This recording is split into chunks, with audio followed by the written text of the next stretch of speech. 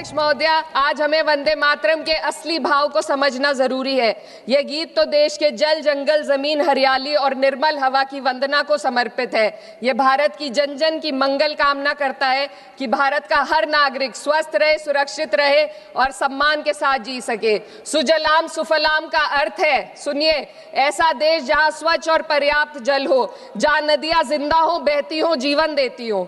अध्यक्ष महोदय, लेकिन अब जरा यमुना का हाल देखिए।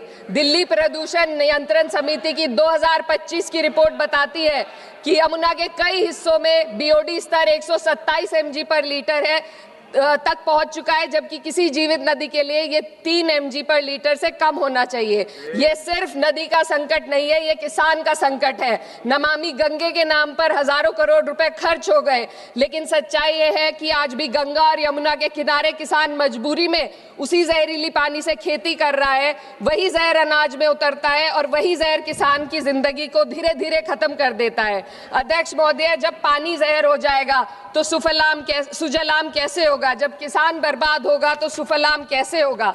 मलयज शीतलम, मलय का अर्थ है मलय पर्वत से बहने वाली ठंडी, सुगंधित, चंदन जैसी हवा जो जीवन देती है, बीमारी नहीं।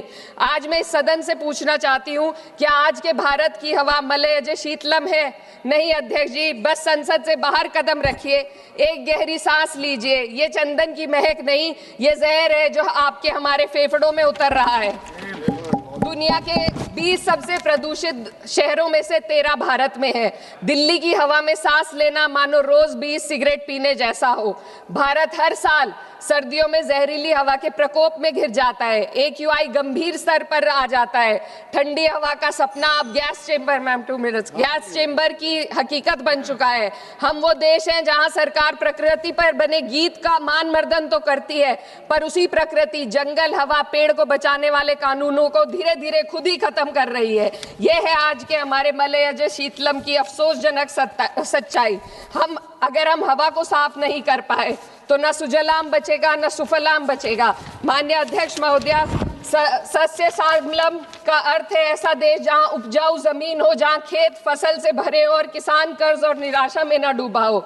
आज किसान सिर्फ मौसम से नहीं लड़ रहा, वह प्रदूषण, नीतियों की बेरुखी और सिस्टम की नाइंसाफी से लड़ रहा है। एक तरफ कॉर्पोरेट के लोन माफ होते हैं, दूसरी तरफ किसान को उसकी वाजिब MSP भी नहीं मिल पाती है।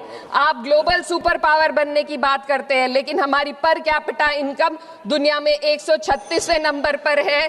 हम अपने छोटे पड़ोसी देश से भी पीछे हैं। हमारे लोग $2500 तक भी नहीं कमा पा रहे एक साल में, और जिन अरबपतियों की ये रक्षा करते हैं वो इतना पैसा एक सेकंड में कमा लेते हैं। आज वंदे मातरम को बुनियाद बनाकर राजनीति की जा रही है, लेकिन जमीन पर जंगल पूंजीपतियों को सौंपी जा रही है। आदिवासियों को उनके घरों से उजाड़ा जा रहा है।